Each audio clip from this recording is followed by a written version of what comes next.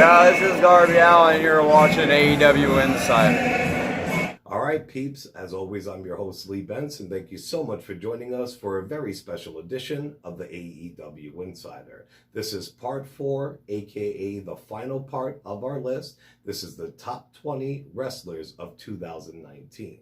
It's been a heck of a year, a heck of a ride, and a heck of a list so far. So let's finish it up. Number 5, Jon Moxley. Jon Moxley has had a killer year, but like some other people on this list, he falls a little bit further than he should be due to injury and AEW not going full time. But we all know him as Dean Ambrose in WWE. He was part of the biggest faction ever, which was called The Shield, with his brothers Roman Reigns and Seth Rollins. He got injured and he came back and he was not happy with his contract. It was up in 2019. WWE offered him the world. Like a man, he waited until his contract was up and he left WWE. He left his wife working there and his brothers Roman and Seth with the Shield far, far behind him in the rear view. Vince thought that he just needed some time off and he would come back, but surprise, surprise, he popped up later with AEW. He signed with them and Moxley has been on fire ever fucking since. He's done some of the best promo work out of any wrestlers this year and he has backed it up in the ring. He won the New Japan IC title, and he was actually stripped of it because of travel reasons. There was a typhoon. He couldn't make it to Japan, and they took it off of him. But next month, he is fighting Lance Archer for it at Wrestle Kingdom 14 in New Japan, and the winner of that goes against one of our honorable mentions on the list, which is Juice Robinson. But Moxley has been back full force hardcore since he left WWE. I've seen him under Wrestling Under Stars. He's been killing it on the indie circuit. He went and got his elbow fixed and he's back. He had great matches with Joey Janela this year and Kenny Omega. And I have no doubt that he will be AEW World Champ in 2020. We have to wait and see what Mox has up his sleeve next. Number 4, Seth Rollins. Seth Rollins has had a hell of a year. After his injury, he came back saying he was going to rebuild, reclaim. He did a little something, but he really didn't do much. He didn't live up to his gimmick or his motto. That all changed in 2019. He actually beat Brock Lesnar at WrestleMania 35 this year, and he was the Universal Champion for a good part of it. He went crazy on Twitter and social media this year, defending himself, the company he works for, and fellow co-workers. If you ask me, Rollins' best run was when he was a heel. He got injured and now he is a heel again, finally. If you ask me, it's just in time because his babyface persona was running really, really stale. So the sky is the limit for Rollins in 2020. Number 3, Cody Rhodes, the golden child. Cody motherfucking Rhodes. Man, this kid has come so far. I fucking love Cody. He asked for his release from WWE years ago. He went over to New Japan where he found an extended family in the Young Bucks, Omega, Skrull, Page, aka the Bullet Club. He kicked ass in New Japan. He went to Ring of Honor with his Kiss My Ring heel run and he became their champion. He fought for the NWA title and defeated Nick Aldis for it. And along with the Elite and Tony Khan, he helped create and he runs what we know today as AEW. All year long, Cody Rhodes has been buying up old WCW trademarks along with his family name trademarks to get them all back under the Rhodes stable. He just hired Arn Anderson to be an official AEW producer and his ring manager. With Cody's wife Brandy by his side in Pharaoh, Rhodes is well on his way to fulfilling his destiny as one of the greatest of all time. Number 2, Adam Cole. Baby. There is no stopping Adam Cole. The dude is an absolute workhorse. He has been one of the best in defending NXT champions in history. He predicted that he and his fellow indie superstars, O'Reilly, Fish, and Strong, aka the Undisputed, would have all the gold in NXT, and by the end of the year, he did help make that dream come true. He has had amazing matches with Gargano, Aleister Black, Finn Balor, and so many more this year. He's been kick-ass in the last 2 War Games, and he's got a smoking hot future wife in the one Dr. Brooke Baker.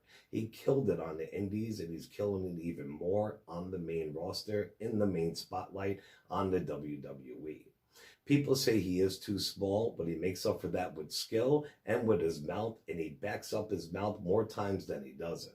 I hope he becomes a main roster superstar next year and has that WWE World Championship gold around his waist. 2020 is the year of Adam Cole, baby. Now on to our final honorable mentions of 2019. First we have Eric Rowan. Injury prone for years, he came back this year in the best shape of his life, and he went on a kick-ass run with the new Daniel Bryan. They won the tag team gold together and promised to change the face of tag team wrestling.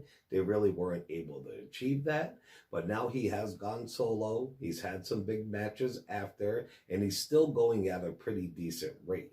It will be interesting to see if Rowan can keep up his momentum, or is he going to fall back down the ladder in 2020. Kofi Kingston. Kofi Mania ran wild in 2019. All the people who never got to achieve what they wanted in life, the little kids who had a dream, what have you, were all going for Kofi to win the gold at WrestleMania. And their dreams and his dreams did come true. He's been a workhorse in WWE. Every year's in matches like Money in the Bank or the Royal Rumble, plus all throughout the year, he always exceeds. Kofi truly deserved to be world champion, and he finally got to achieve it. 2019 was definitely the year for Kofi Kingston. And finally, Shawn Spears, aka Ty Dillinger. Ty Dillinger was really awesome in NXT. Canadian wrestler, worked his ass off, had a great gimmick, worked his way up to the main roster, and he got fucking buried. He asked for his release, and that's a time when WWE was actually letting people go before they were re-signing everybody 6 months before the contract was up, so they couldn't go to AEW. Shawn Spears and Cody are good friends in real life. He signed with AEW, and he's had a kick-ass year so far. I'm not taking anything away from Spears. He would have been actually on the list if he just fought a little more. Once again, he gets caught in the cracks of AEW not having that many live events this year.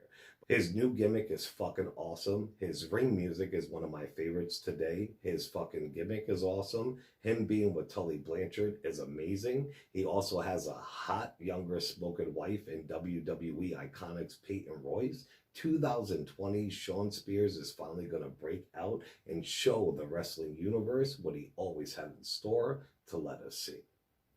And number one. Our number one wrestler of 2019 is Le Champion, Chris Jericho. Triple H and Chris Jericho are my all-time faves. Before I told you my current faves were, they're my all-time faves ever. Forever it was always Triple H and then Jericho in a close second. But in the last 2 years, Y2J has changed that, and he is my number one favorite of all time. I remember watching him as Lionheart Chris Jericho in ECW and knew he would be a star.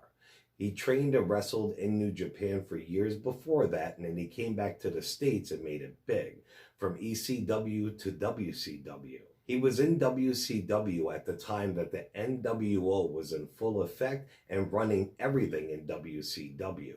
The NWO buried everybody in their way, including Y2J. But as always, Jericho survived. Even though he got his ass whoopings in WCW, we all knew his name and he was a highlight each week, with skits like A Man of a Thousand Holds and so many more. He then jumped ship to WWE, and that is when Jericho became the megastar he was always destined to be. We all tuned in to see Monday Night Jericho. We were drunk Jerichoholics. He was the first ever WWE Undisputed Champion. He beat The Rock and the Stone Cold in the same night for both of those titles. For many years, he would come and go to work with his band Fozzy and just to look at other outlets, but he always came back to WWE. And somehow he reinvented himself every single fucking time. It did not matter if it was his No Country for Old Man heel suit wearing gimmick or the Y2J scarf wearing Jericho with his You Made the List gimmick. Y2J always rose to the top. He left WWE and went over to New Japan. He wrestled in some of their top matches and for their top titles and reinvented himself once again as the Painmaker. In 2019, he made the biggest move in his career and he signed a multi-million deal to be with AEW. He kind of is the face of their company. Tony Khan knew, even though he had a bunch of stars that were known, none of them were really mainstream. And if people tuned in or seen advertising and seen Chris Jericho, they knew it was going to be legit. Jericho did beat Hangman Page this year and became the first ever AEW champion, and he still holds that title to this day. Y2J is my pick of 2019, and right now my number one pick of all time, baby. Drink it in, man. All right, peeps. Well, I really hope you enjoyed the list. I put a lot of hard work into it, a lot of hard hours, and it was very hard decisions to choose just 20 wrestlers out of this crazy roster that we have in the wrestling universe and revolution that's going on today. I thank you so much for joining us for this special edition of the AEW Insider. Remember to check us out on all major podcasting platforms, Facebook and YouTube under the AEW Insider, and on Twitter under the AEW Insider 1 as a number 1.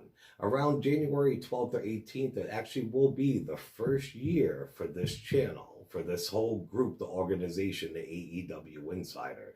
2019 was a heck of a year for us as an organization, for our YouTube and podcasting, and 2020 is going to be even better. Thank you all so much. You guys give me the motivation to do this, and you're what keeps it going. Remember to show us some love on Facebook and all social media. Like, share, sub, you know the deal. I'll be back next year with some great wrestling content. Ciao, peeps.